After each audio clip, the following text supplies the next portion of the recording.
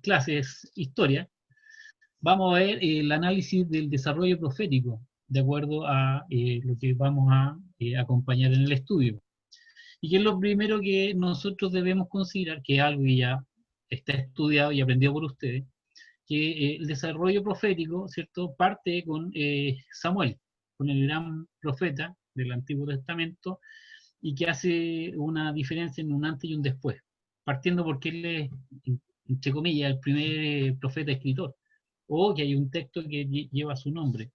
Y Samuel narra básicamente la historia de Israel y va haciendo este análisis del reino, ¿ya? Lo va introduciendo, hasta el libro, obviamente, lo que nos acompaña en los textos es con el rey David, rey Saúl, rey David, hasta llegar a Salomón.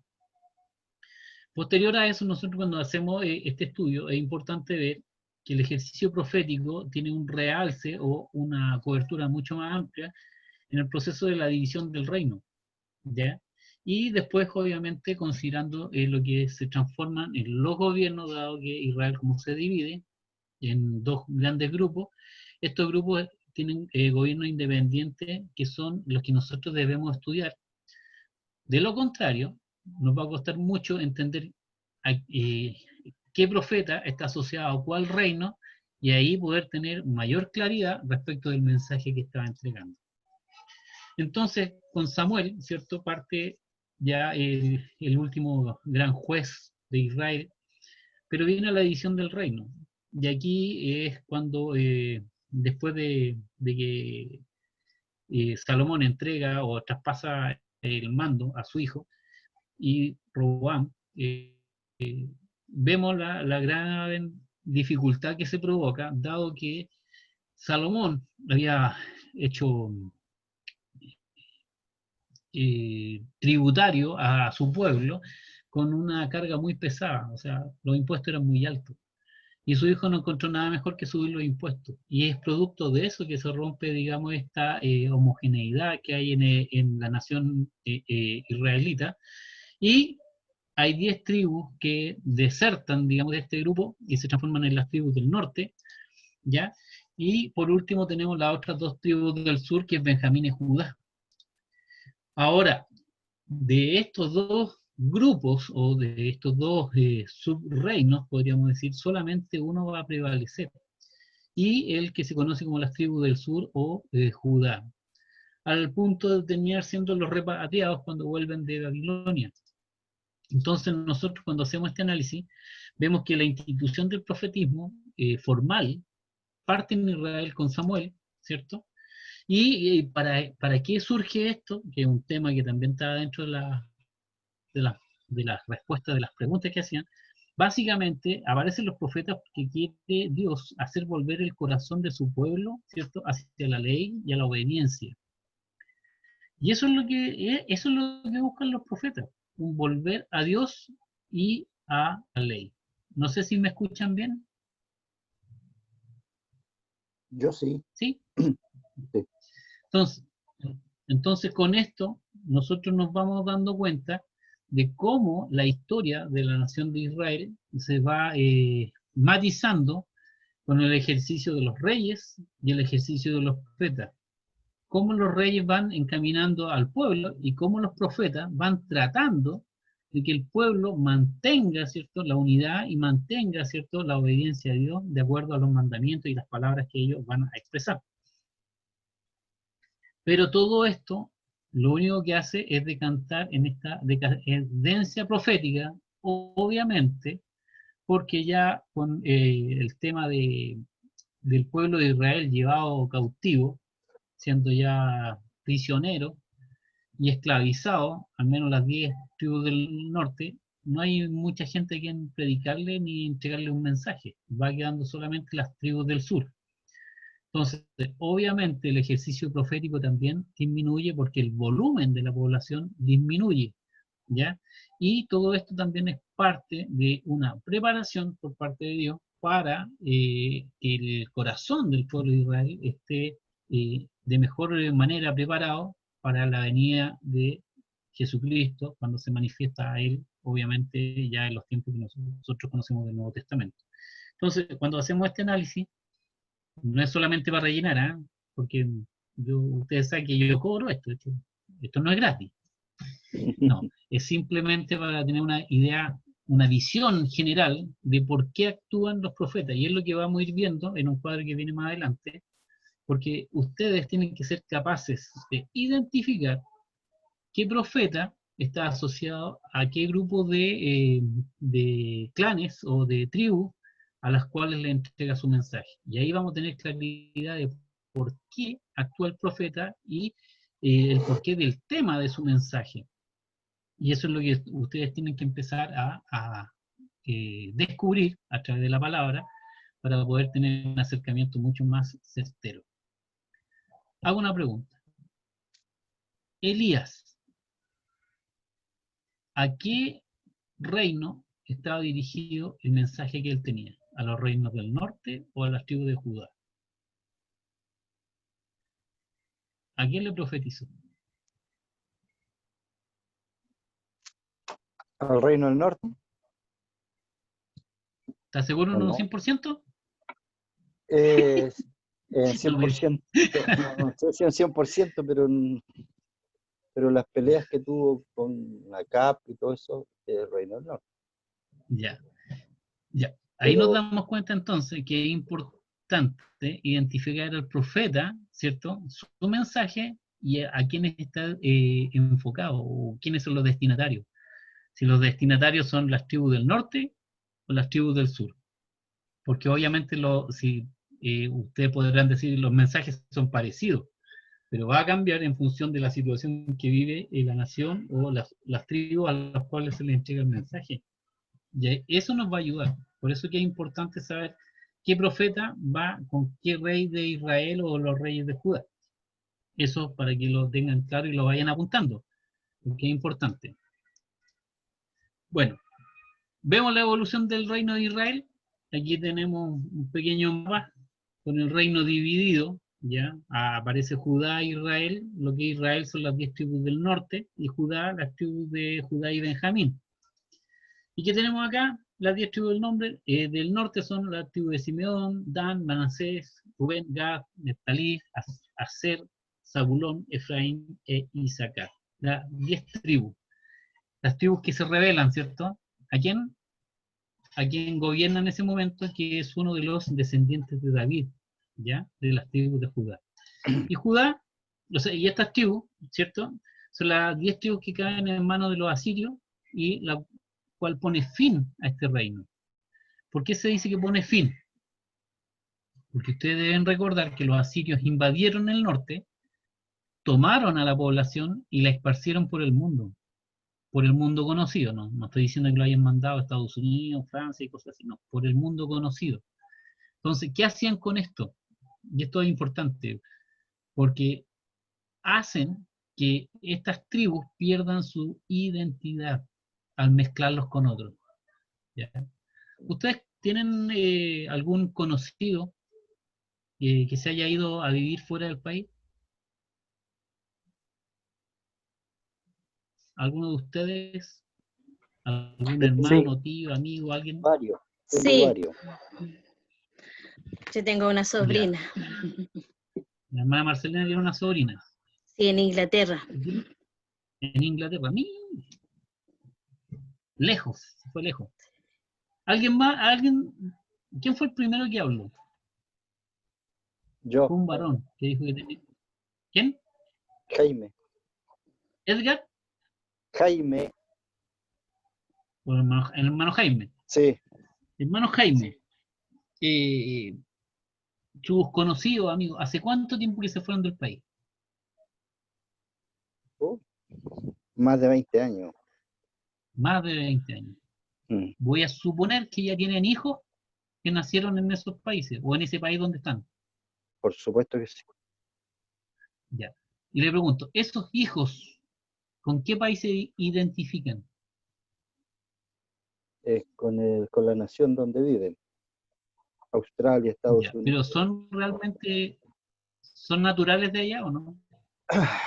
Hay algunos que son naturales, Pero la en el mayoría. sentido de que ellos pueden decir son gringos al 100% y se sienten gringos. Y se sienten gringos, sí. ¿Son ricos o no? Sí, po. ¿Sí? Ya. Yo le voy a Sí, decir que no. o sea, Yo le voy a decir ellos, que no. ¿Sabe por qué? Porque sus raíces no son las mismas, mm, ¿cierto? Porque sus padres no son naturales de allá, sí, ¿o sí? Entonces, por lo general, por ejemplo, a los que se van a países anglosajones, ¿ya? Los hijos de estos migrantes saben dos idiomas, ¿sí o no? sí, Saben inglés, por lo general, y el idioma natural de sus padres, el español, por lo general. ¿Qué pasa cuando ellos vienen a Chile? ¿Cómo se sienten? extraño. ¿Por qué? Porque no son de acá, Mm. ¿cierto? Y se sienten más extranjeros. ¿Y qué pasa con los padres, que fueron los primeros migrantes, primeros que se fueron? ¿Cómo se sienten ellos? Extraños también. Ya. Pero resulta que ellos sí son de acá, Sí, ¿o po, no? por supuesto que sí. Ese mismo ejercicio, pero impuesto por la fuerza, es lo que hizo el Imperio Asirio. Entonces, cuando uno toma a las personas y las dispersa hacia otro lugar, es muy difícil que se identifiquen en un 100% en el territorio donde viven. Y eso destruye la identidad. Ese es el gran problema. Y eso fue lo que hicieron los asirios, destruir la identidad del pueblo. Es por eso que se dice que estas 10 tribus, las tribus del norte, desaparecen del mapa geopolítico de la Palestina, porque ellos pierden toda la identidad. De hecho, ellos se mezclan con las personas de los lugares a donde ellos los mandan a vivir, tienen hijos con esas personas, y esas personas difícilmente vuelven a ser, ¿cómo se llama?, adoradores de Dios. Ahí empieza el mestizaje o esta mezcla de creencias y aparece lo que se llama el sincretismo. Entonces, muchos de los hijos de estas personas que fueron dispersas empiezan a mezclar las culturas, las religiones del lugar donde viven con lo que ellos ya tenían dentro de su haber.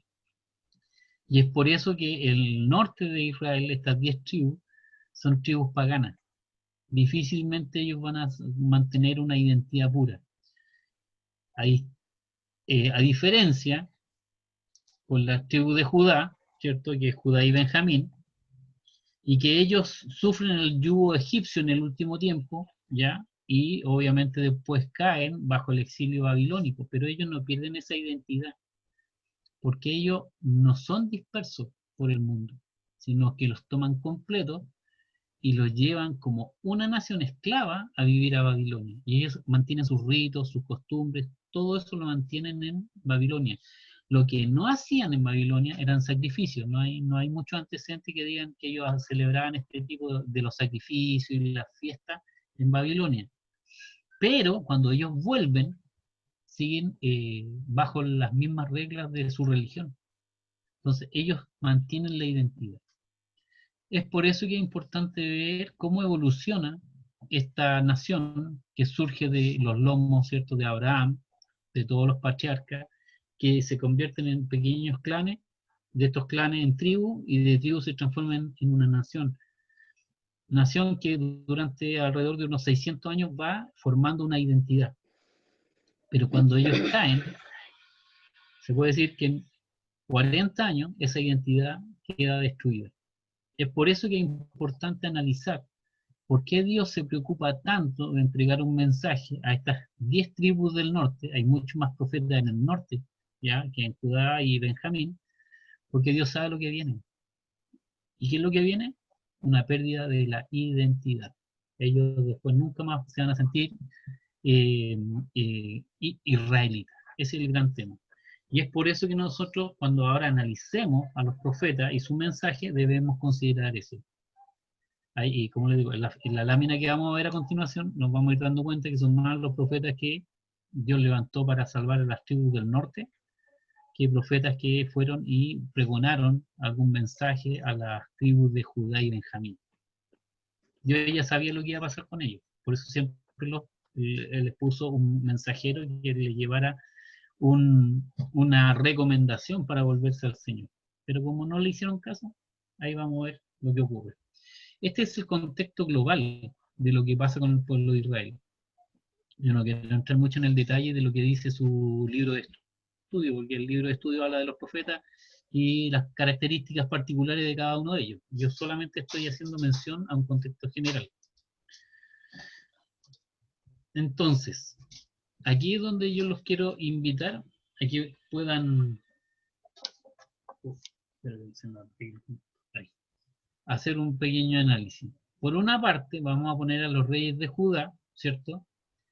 Y por otro lado, vamos a ver a los profetas de Israel y los reyes que los van a gobernar a los del norte. ¿Por qué es importante?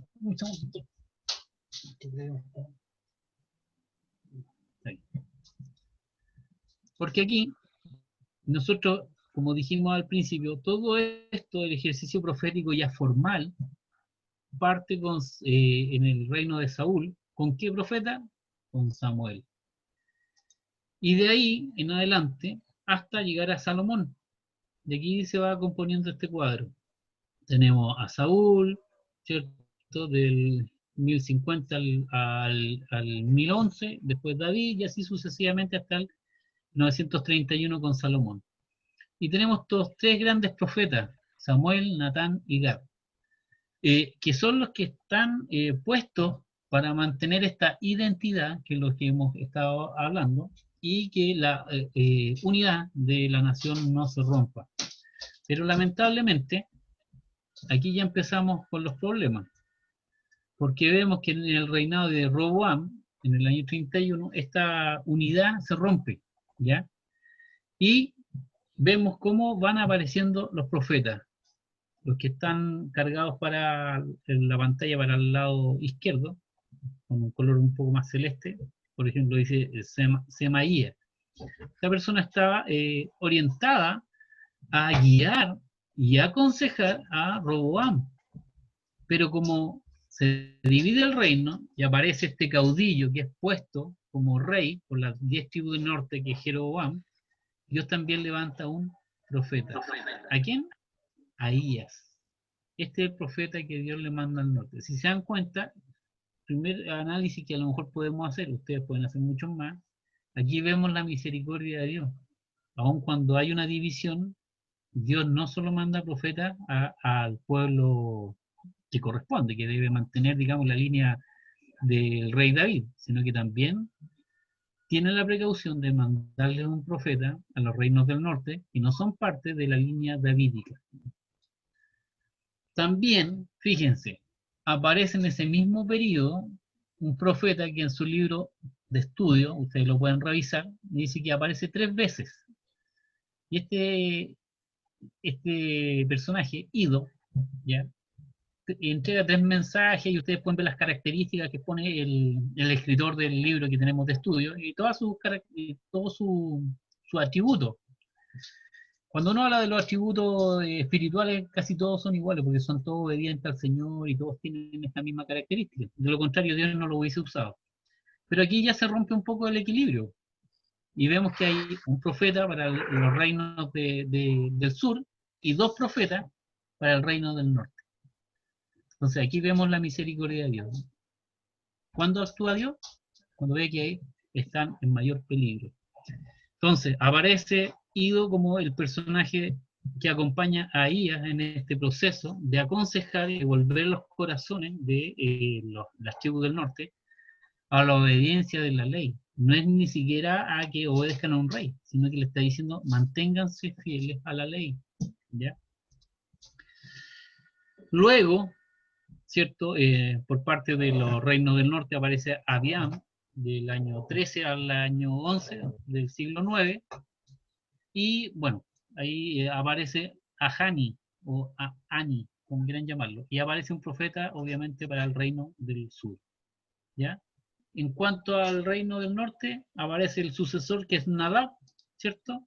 Y mire todos los reyes que aparecen posteriormente para el reino del norte. ¿Y cuántos aparecen en este periodo en el reino del sur? ¿Alguna observación al respecto? ¿Algo que decir? ¿Algo les llama la atención?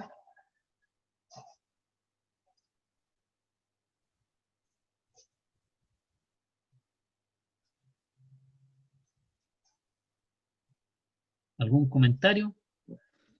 Más los reyes del norte que del sur. ¿Cómo? Que hay más reyes que pasaron por el reinado del norte que por el sur. ¿Y por qué será? Hagamos, pregunta la Biblia, ¿por qué será así? Porque se ¿Por qué creen ustedes? usurpaban el reino, se mataban entre sí. Ya. Aquí vemos, como dice el hermano, pugnas de poder, ¿cierto? Ujú. Y cuando dicen que el poder corrompe. Y aparecen más reyes porque cada uno quiere llevarse la guinda de la torta. Pero en el otro extremo, los reinos del sur mantienen, ¿cierto?, esta hegemonía respecto de que ellos mantienen la línea real, de la realeza, en el rey David. Entonces sigue siendo la misma familia. Entonces, por eso que estos reyes duran más y los reyes del norte duran menos. Si se dan cuenta, en un lapso de 70, 31, 42 años, ¿ya? Hay 2 reyes en los reinos del sur. Y casi en el mismo periodo hay 1, 2, 3, 6 reyes en los reinos del norte. Y eso habla de las pugnas y de estas racias que hacían los propios reyes cuando se tomaban el poder. ¿Qué hacían? Como ellos sabían que los reyes se transmitían en familia, el legado del reino, iban y mataban a toda la familia. Entonces, todos estos que aparecen como reyes no son parientes, o son parientes lejanos, pero ¿qué hacía una familia? Iba y mataba a los que quedaban de la otra familia. Entonces, aquí nos vamos dando cuenta cuál es la condición moral de la nación del norte. Se ha ido deteriorando, se ha ido destruyendo.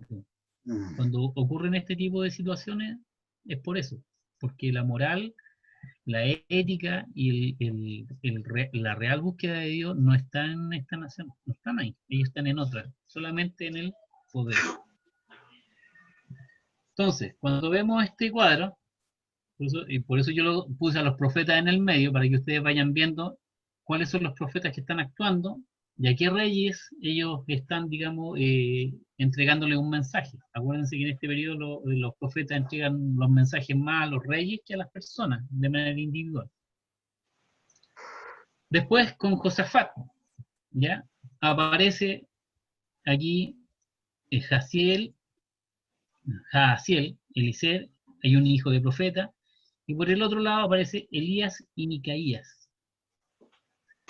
Y esto ocurre, de hecho, se supone que la materia de estudio del día de hoy debería llegar hasta el reinado de Acab, con el profeta Elías, son 20 para la tía, ¿ya? Pero yo quiero que repasemos el cuadro porque después lo vamos a ir viendo paso a paso, a medida que vayamos avanzando con el libro. Y quiero que ustedes tengan una idea general. Entonces, ¿qué tenemos acá? Que aparece este personaje acá, que tenía una esposa muy singular, muy especial. ¿Se acuerdan cómo se llamaba la señora de acá? Isabel. Jezabel. Muy bien, mi hermana Isabel. Lorena. Jezabel. ¿Y a quién hizo retroceder Jezabel? Le habló una persona y esa persona le dio miedo y salió arrancando. ¿Cómo se llama Elías. ese personaje que arrancó? Elías. Elías. ¿Y saben qué es lo más divertido? Que Elías es considerado el mayor profeta de Israel. Y le tuvo miedo a una mujer. Así que los varones que están ahí no tengan miedo, no son los únicos que le tienen a las mujeres. Somos varios. El tema es ese, en el sentido de que puede haber mucho poder de Dios en una persona, pero cuando Satanás se levanta, eso no significa que esa persona tan espiritual no hace la guardia. ¿Ya? Así que no nos pongamos tan espirituales y pensemos que, por ejemplo, que los pastores son tan espirituales que no les va a dar miedo cuando los manden a buscar, ¿cierto? Para ungir a una persona que está lleno de demonios. Mi- Ahí lo tengan presente. No van a ser los primeros en salir arrancando. Todos los nombres que empiezan con E tienen ese problema. No me digas. No, mi señora, Mi hermano mi señora me Eime. dice aquí en la casa, Hermano mi Eime. señor. Profe, mi esposa me dice mi señor. Sí, No me digas. Y ustedes tienen un altar, ¿cierto? El hermano Cosa que Marco le está dé tiempo calladito. para poder arrancar.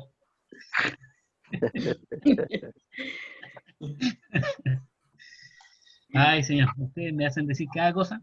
Bueno, entonces, cuando vemos este cuadro, ¿cierto? Y vamos separando, digamos, los profetas con su tiempo y a qué reinado estaban orientados, podemos entender por qué entonces el mensaje y la potencia del ministerio que ejecutó cada uno de ellos. Vemos el tema de Elías, ¿cierto? Elías es conocido como el profeta de fuego. ¿Ya? ¿Ustedes saben por qué? Esto yo ya lo mencioné anteriormente. ¿Por qué es el profeta de fuego? porque hizo descender el fuego con los 400 Profeta más. ¿Ya? sacerdotes ¿Y qué más? ¿Cuántas veces hizo la misma gracia? Oh, buena pregunta. 4, ¿Cómo? 4 veces No me acuerdo parece. si son 4 o son 3. Yo, para que vean que su profe no es ninguna maravilla. Pero en más de una ocasión, él rogó a Dios y cayó fuego del cielo. Sí. Y a más de uno cayó muerto. Y es por eso que Elías es conocido como el profeta de fuego. Ahora, ¿por qué tenía este carácter tan potente? Bueno, porque estaba inserto dentro de uno de los reinados más idolátricos que hubo. Entonces, ahí entendemos que Elías es hijo de su tiempo. ¿Recuerdan cuando analizábamos los tiempos? Decíamos, esta persona bajo qué tiempo o en qué momento actuó, por qué había tanto milagro. Bueno, porque por el otro lado, el maldadoso siempre quiere imitar las cosas de Dios. ¿Ya?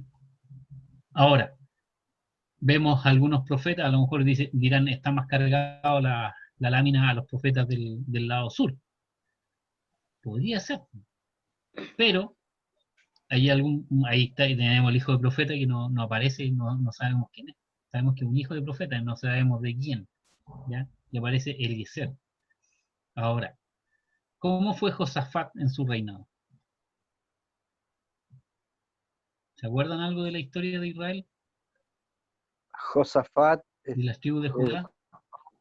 fue un buen rey, Josafat, en comparación con otros. Ya. Exacto, fue uno de los pocos reyes buenos que hubo. ¿Ya? Sí, Y es probable que Dios usara a profetas para guiarlo a él, por eso que le hablaba tanto. Pero al final también cae en sí. desgracia. Y ahí vamos viendo cómo se van manteniendo, digamos, en el poder.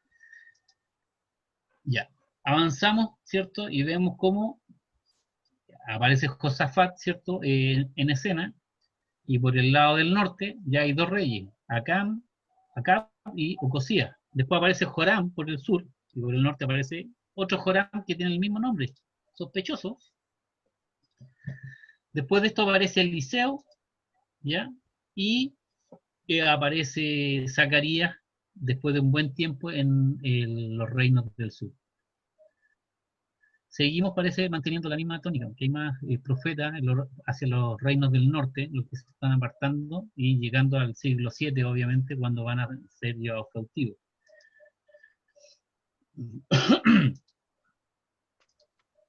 Así.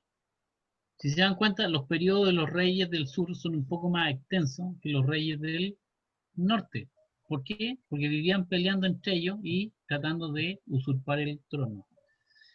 Ahora, aquí empiezan a aparecer algunos profetas en particular. ¿Ya? Aparece Jonás, aparece Amós, ¿ya? Que son profetas escritores. Y son los primeros que empiezan a dejar registro de lo que están escribiendo. Después, obviamente, de lo que nosotros conocemos como los escritos de Samuel. Y se va dando esta tónica.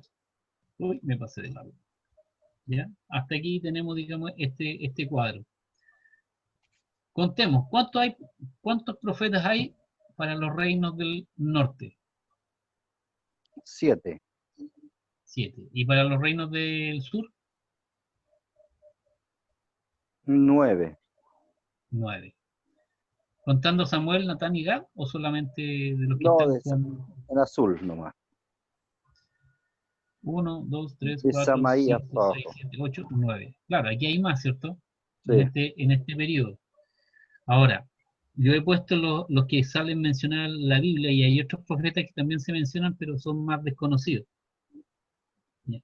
Pareciera ser que hubiera más profetas en los reinos del sur, ¿ya? Pero los periodos son más largos.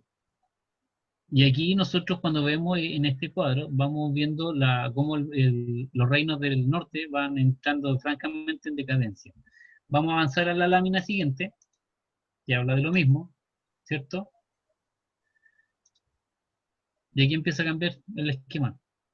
Aparece Usías. ¿Conocen a Usías o no? ¿Saben quién es el rey Usías?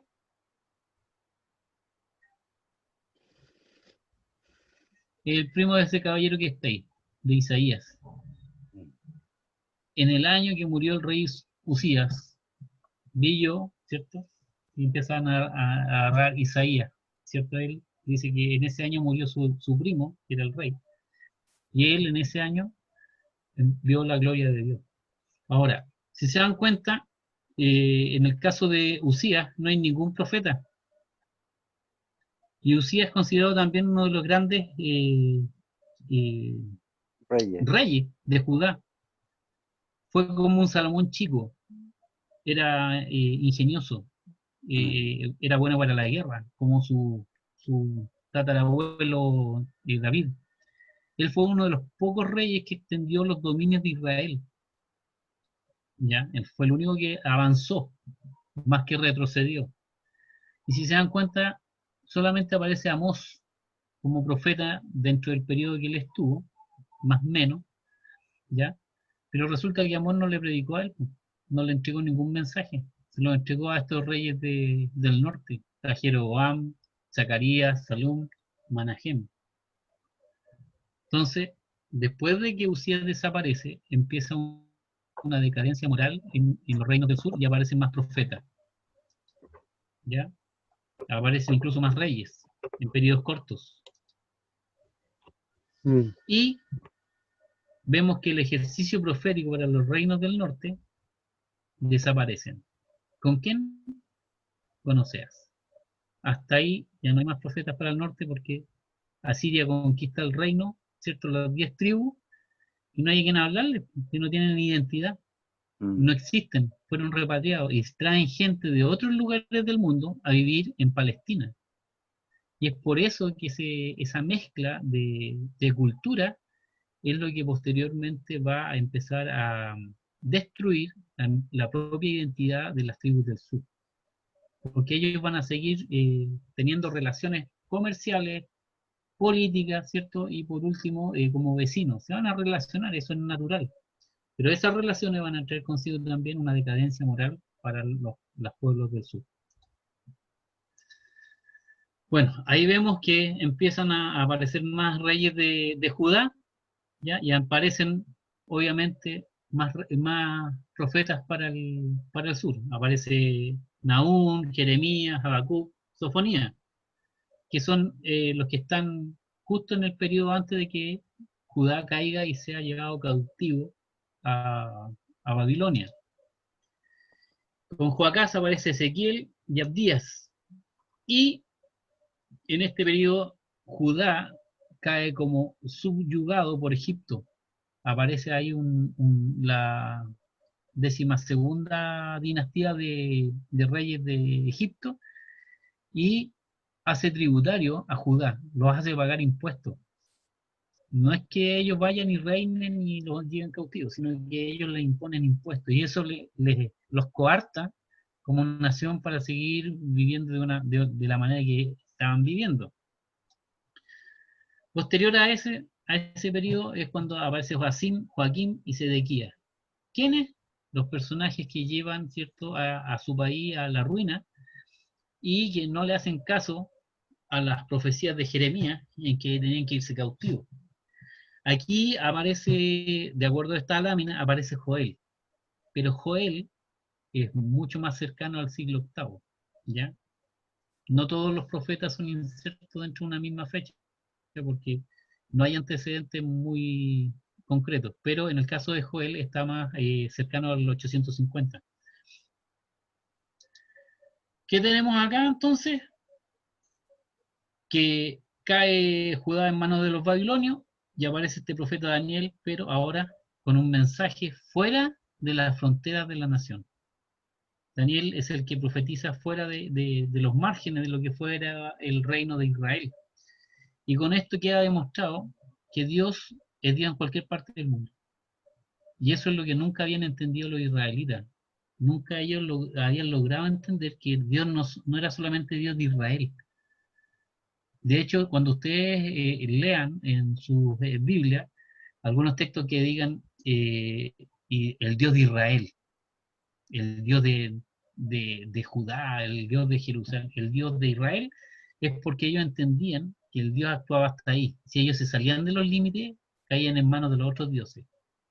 Ese era el nivel de incredulidad que había en la nación. Y estoy hablando en términos generales, ¿ya? Entonces, son llevados cautivos y esta es una de las cosas que le enseña y graba a fuego en el corazón de los israelitas. Que los israelitas, aun cuando fueron cautivos en Babilonia, Dios no los abandonó. Y se dieron cuenta que Dios no tenía límite, Él actuaba en cualquier lugar del mundo. Sabemos que las tribus del norte empiezan este mestizaje una vez que cae la conquista, y esto a grandes rasgos, y creo que viene la última lámina, que es la que vamos a revisar. ¿Ya? Y vemos la cautividad de Judá y el retorno con Zorobabel, que envuelve, ¿cierto? Y empiezan con el proceso de la reconstrucción del templo. Posterior a Zorobabel es repatriado Esdras. ¿Y por qué es tan importante ponerlo aquí? Porque Esdras es un gobernador espiritual junto con Zorobabel. Esdras es el que compone el compendio casi en su totalidad del Antiguo Testamento. Si no es por Esdras, no tendríamos los textos del Antiguo Testamento, y es por eso que es puesto con una nota tan relevante. Y en la categoría de gobernador, porque él fue impuesto por los extranjeros para que gobernara, ¿cierto?, a la ciudad de Jerusalén. Solamente Jerusalén, porque es lo único que queda como nación, la capital del reino. Luego aparece Nehemías, que viene con los repatriados, ¿cierto?, y su mensaje. ¿Cuáles son los profetas de este tiempo? Bueno, ya lo habíamos mencionado, Daniel.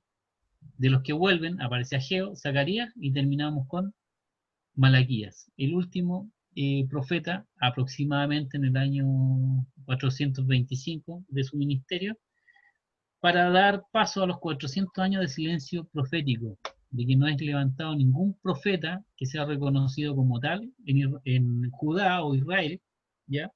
Y que entregue un mensaje potente a la nación. ¿De qué nos habla de eso? De una decadencia espiritual, de una decadencia moral y de un problema de identidad.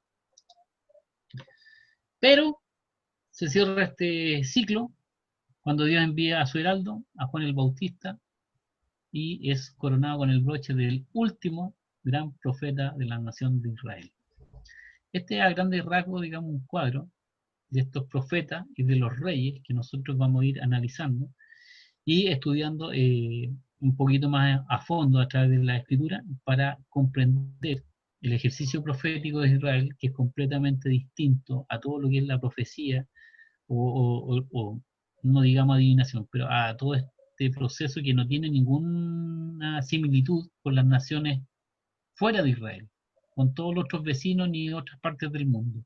Todo lo que es la profecía israelita es única, ¿ya? Y pregunto yo, ¿cuáles son esas características únicas de la profecía de Israel que la hacen tan especial?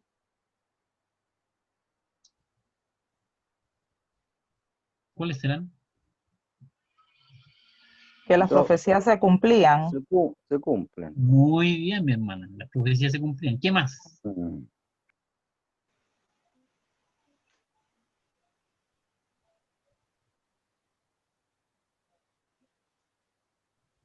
Que se advertían a los reyes con tiempo las cosas que iban a pasar.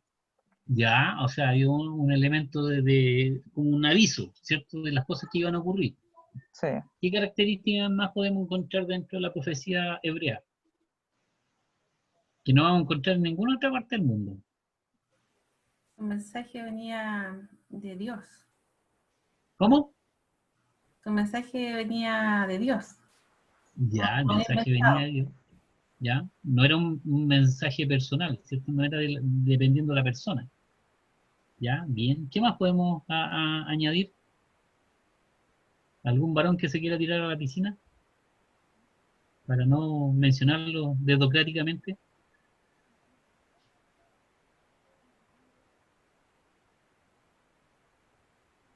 Podríamos preguntarle a los que se hacen los dormidos con los ojos cerrados también. Estoy pensando. ¿Qué tiene de particular la profecía hebrea?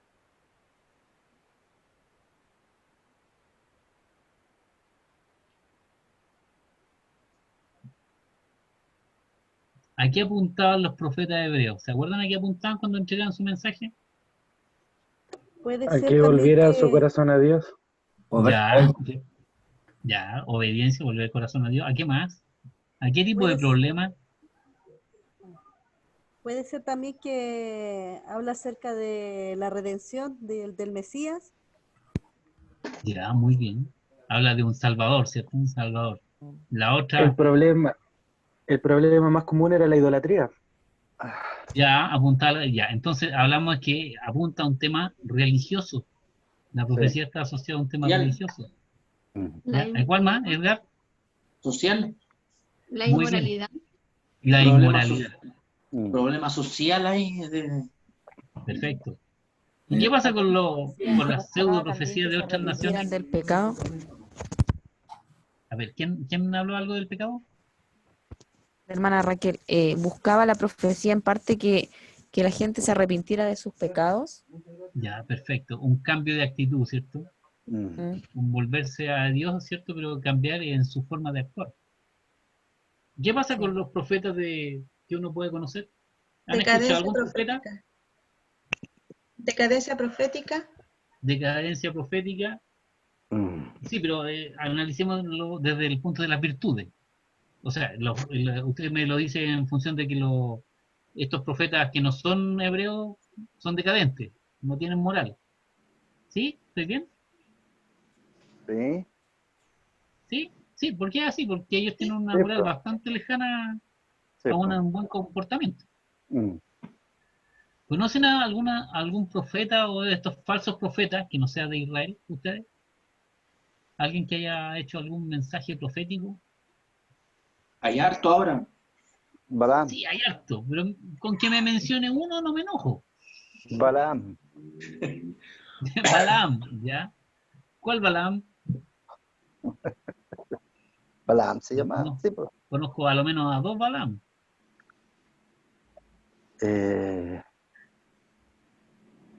Los puse en aprieto. Sí, en aprieto. El que le habló, el que le habló el burro. El bueno malo. Ya. Había un Balán bueno. Ya. Mire, Que le yo habló el burro. los voy a llevar un poco más al siglo XVI, si mal no recuerdo, que aparece un gran profeta que siempre la gente, oh, dice, si esto lo dijo fulano. Oh, predijo la Tercera Guerra Mundial. Nostradamus. Nos trasladamos. Nos trasladamos. Ya que ustedes son expertos estudiosos en profecía hebrea, ya, les voy a preguntar, ¿qué tiene de cierto y qué tiene de falso lo que él hace? O lo que hizo, porque ya no está. ¿Es un profeta o no un profeta? Nostradamus. ¿Sí? No estaba a la luz de la Biblia. Ya, pero muchos dicen que sus profecías se han cumplido. Él hizo predicciones del futuro, más que profecía del futuro. Una ¿Qué opinan especie de brujo. Pero pueden Ya, haber brujo. sido predicciones en vez Ya. de profecía, una predicción. Pero está diciendo que va a ocurrir algo en el futuro. Y muchos dicen que lo que él mencionó se cumplió. Varias cosas. ustedes que son grandes exégetas, estudiosos de la Biblia, ¿cómo podrían sacarle ese antifaz a ese perverso y decir, este es un falso profeta? Porque no está a la luz de la Biblia. No está a ver, ahora explíquemelo, para que yo lo entienda. Voy a hacer cuenta que yo no sé. Sujeto a las verdades bíblicas. Puede haber sido usado por el otro ¿Cómo caballero. podría defender ese punto mi hermano Luis? Hagamos un poco de defensa de la fe, apologética. Primero, digamos que no hay evidencia de que él seguía la palabra, que él leía, o que él estaba de acuerdo con que venía un Salvador. Tantas cosas que realmente... Lo primero, mi hermano Luis, este personaje, yo creo que se sabía la Biblia casi de memoria. Para que usted sepa. Era más visionero que profeta. ¿Cómo, mi hermana Marcelina? ¿La más qué? Visionero. Visionario. Visiones. Tener visiones del futuro. Ya. Qué profético. ¿Algo que decir respecto a este caballero, Nostradamus? Porque hay gente que lo sigue al día de hoy. Sí, profe, lo que pasa es que hay algunos que, no sé, en una opinión muy personal, o sea, la profecía en sí actualmente, a diferencia del tiempo antiguo, es que en ese tiempo los profetas estaban recibiendo la revelación. Nosotros ahora tenemos la revelación dada, entonces no hay más revelación que lo que está a la luz de la Escritura. Entonces todo lo que se profetice fuera de la Escritura no puede ser profecía de Dios. Ahora lo que sí puedo ver una imitación estratégica del diablo, que es lo que siempre ha hecho, que es imitar, tratar de imitar. Y lamentablemente estas personas, como Nostradamus, son gente que atrae personas, tienen la capacidad de conectar con algo de las personas que atraen, pero si en el fondo creo que la gran diferencia está en eso, que los profetas de Israel estaban recibiendo la revelación. Ellos tenían esa capacidad de poder recibir esa inspiración, pero Nostradamus no es de ese tiempo, no es del tiempo es del tiempo donde la revelación ya fue entregada, ya estaba completa, a través del último profeta que fue por excelencia Jesucristo. Ya. Mire, mi hermano querido, muy bien, me fascinó su exposición. Bien, si tuviera que ponerle nota le pondría un 7 al tiro. Pero hay un tema bien particular. Cuando nosotros escuchamos o leemos las profecías que vinieron de los profetas de Israel, Dios dijo. muchas profecías se cumplieron tal cual ellos dijeron. ¿Cierto? En cambio, con Nostradamus, la gente tiene que reinterpretar las profecías de Nostradamus para ver si calzan o no calzan. Ese es el tema. Me estoy poniendo más o menos bíblico nomás. O sea, por ejemplo, Jeremías le dijo a un profeta, tú estás equivocado. Este pueblo no se va a ir cautivo 2 años a Babilonia. Se va a ir 70 años. 70 años. Y tú te vas a morir. Fue directo, al hueso. ¿Sí o no? Sí. Y ese profeta se murió. Si no me creen, revisen sus tareas. ¿Sí o no? Es una pregunta que está en las tareas. Para que vean que leo las tareas. Por último, para venderme la pomada yo mismo. ¿Qué pasa con Nostradamus? Sus profecías son todas ambiguas y calzan en cualquier momento de la historia. No son directas. Y las profecías hebreas son todas directas. Cuando les decían al pueblo, si ustedes no se arrepienten, se van a ir cautivos. Y se van a ir cautivos por esta nación. ¿Sí o no? ¿Cuántos profetas hicieron esa mención? Varios, ¿cierto? ¿Qué dice Nostradamus? Puras cosas al voleo. ¿Y por qué? Porque él se sabía la Biblia. y trató de imitar lo que es la profecía hebrea, pero nunca le funcionó. Ese es el problema. Ahora, otro punto para refutar a este personaje. Él pudo mencionar muchas profecías, ¿ya? Y como tenía seguidores, las personas le avivaban la cueca. Él se murió. Y vamos a decir que por una parte están las personas que escuchan este mensaje, pero por otra parte también hay otros seres que también escuchan estos mensajes. ¿Quiénes son esos seres que no tienen cuerpo de persona? Que también escuchan Espíritu y celeste. que afectan Demonios. a las personas, los demonios, ¿cierto? Los demonios.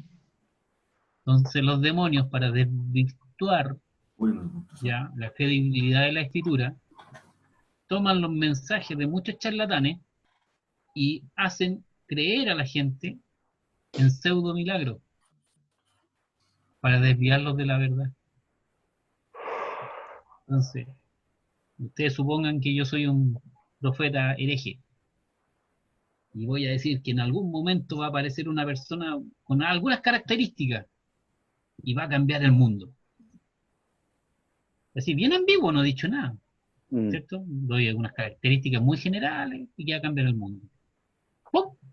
Me morí. Pasaron 200 años, pero los demonios que tienen oído dicen, vamos a aprovecharnos de este pajarito y vamos a hacer como que esta era la persona y que haga las cosas que nosotros queremos para que se vayan por otro camino. Entonces, ese es el problema con las profecías. No las que son hebreas, sino las profecías que hay en el mundo. Que no solamente los hombres, hablo del género humano, las escuchan, sino que también todas estas otras creaciones caídas. Y ellos tratan de imitar los milagros para desviar, ¿cierto?, a la gente buena, pero que no tiene arraigo en la escritura, de la verdad. Así que hay que tener cuidado con las cosas que se dicen, ¿ya?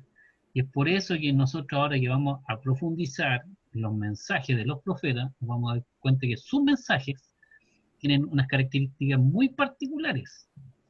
Van al hueso, atacan la raíz del problema, ¿cierto? Y declaran cuál es el resultado de mantener una conducta. Y por lo general, ¿cierto?, viene un castigo. Y el castigo siempre se cumple tal y cual lo dijo el profeta. Ahora, cuando las personas hicieron caso a una profecía, el resultado siempre fue favorable. Entonces, cuando venga alguien y les digan, oh, yo escuché un profeta de tal parte que dijo tal cosa, ustedes primero compárenlo con la profecía hebrea. Va a la raíz del problema, declara, ¿cierto?, cuál es la necesidad de la nación y siempre plantean soluciones. Todos los profetas paganos no dan soluciones. ¿Ya? Para que lo tengan presente. Si ustedes encuentran algún otro profeta medio raro por ahí, dentro de su estudio, hagan el mismo ejercicio, ¿ya? Porque va a estar muy de moda, ¿ya? Y que va a venir o se va a levantar cualquier persona diciendo cualquier tontera y la gente los va a seguir. Hay un profeta que sale en la tele, uno con gorrito, ¿lo han visto? Con barbita, que sale en el Canal 4, ¿lo han visto alguna vez? Que estudió Salfate. diseño, parece. ¡Oh! Ese mismo, usted también lo vio. Ese es un pseudo profeta. El Salfate. Salfate, con una moral bien, bien rara, Sí. pero él siempre se toma de las cosas que dicen otros. Ese es un ejemplo de un falso profeta. Y él lo único que dice, no, si fulano dijo hace no sé cuánto tiempo atrás esto. Y como dice Salfate, todo calza. Acomoda, lo acomoda. Lo acomoda. El mismo ejercicio que hace Satanás. Claro. ¿Ya? Por algo Salfate nunca va a decir algo directo. Él es un fiel imitador. Nunca va a decir, esto va a pasar. Sí, pues. ¿Les gustó el ejercicio? Él dijo que venía el COVID. Él dijo que venía el COVID, ¿no? ¿Y saben No sé, quién yo dijo no lo- primero que iba a venir el COVID? Los coreanos. Y los coreanos, lo único que dijeron, si nos pasó esto, se va a repetir. Y fueron los únicos que se prepararon. ¿O no sabían ustedes? Profe, Hermano Luis, no, David. David. Profe, sí, lo que pasa es que no es que el Salfate actúe como profeta, sí, lo que pasa es que él toma cosas, le gusta estudiar todo lo que es misterioso. Y no es que lo esté defendiendo, pero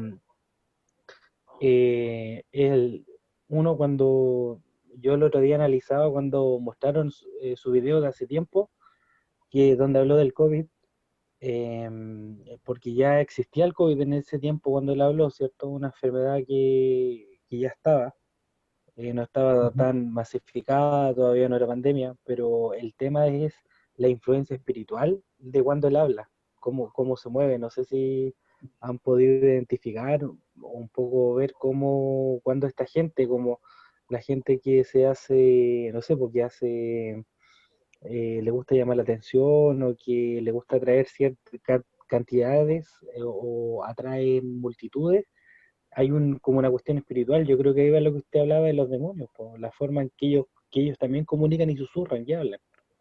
Y genera después al final una expectativa en la gente que las mismas personas lo hacen o lo autonombran profeta. Sí, Lo generan popularizan. una imagen irreal, ¿cierto? Claro. Bueno, ¿por qué les menciono este tema? Bueno, ya que hablaron del coronavirus. Yo sé que ustedes son gente que les gusta hacer aseo y mantener todo limpio. Y si ustedes agarran un tubo de estos de Lysol, esos desinfectantes, y le dan para todas las cosas que son buenas, o sea, son malas en el sentido que las eliminan, y aparece el coronavirus. Ya aparece hace rato el coronavirus. Lo que pasa es que esta enfermedad de hoy es una mutación de un coronavirus. No es que apareció ahora la enfermedad tiene mucho tiempo. Lo que pasa es que llevan en no sé cuántas mutaciones.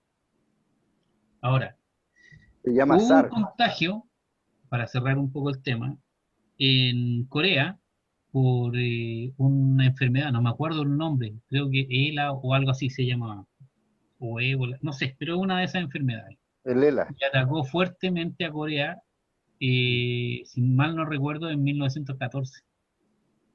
Y ellos se vieron gravemente afectados, pero la enfermedad, así como apareció, se fumó. Y ellos, que son gente inteligente, dijeron, esto no nos puede volver a pasar. Y ellos cambiaron toda su metodología de testeo y de seguimiento de enfermedades.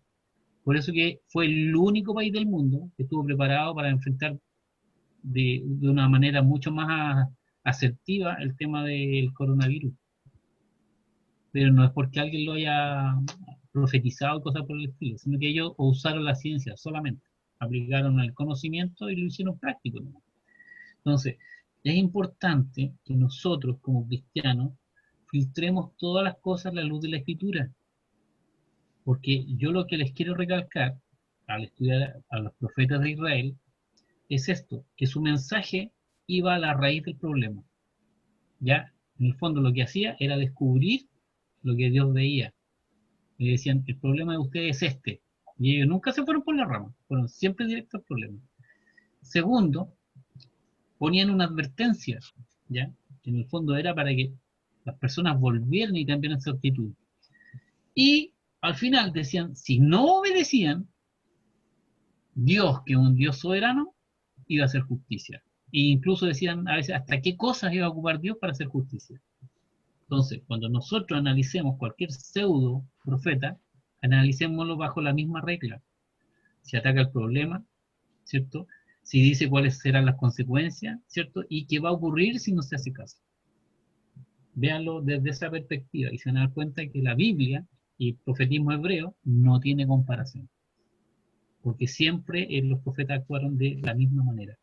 Ahora, las personas que se declaran autoprofetas en estos tiempos difícilmente quieren morir, difícilmente están dispuestos a defender sus ideales, ¿cierto? Como lo hicieron los profetas de Israel, que muchos de ellos fueron muertos, los mataron, los torturaron, sufrieron, no sé, pues, exilio y cosas por el estilo. La gente hoy día no quiere eso. Entonces ahí nos damos cuenta si realmente son o no son profetas. Y a través del estudio que vamos a desarrollar, yo quiero llevarlo a la parte más práctica, porque el estudio es bueno, pueden comprar muchos libros excelentes sobre los profetas de Israel, pero el tema es cómo tomo yo ese conocimiento y lo hago práctico para el diario de vivir, que es lo que yo quiero que ustedes hagan. La clase es hasta acá, es solamente una introducción en un tema de un contexto histórico, eso es lo que quería plantear hoy día, ¿ya? Y dentro de ese contexto considerar que hay dos líneas, ¿cierto?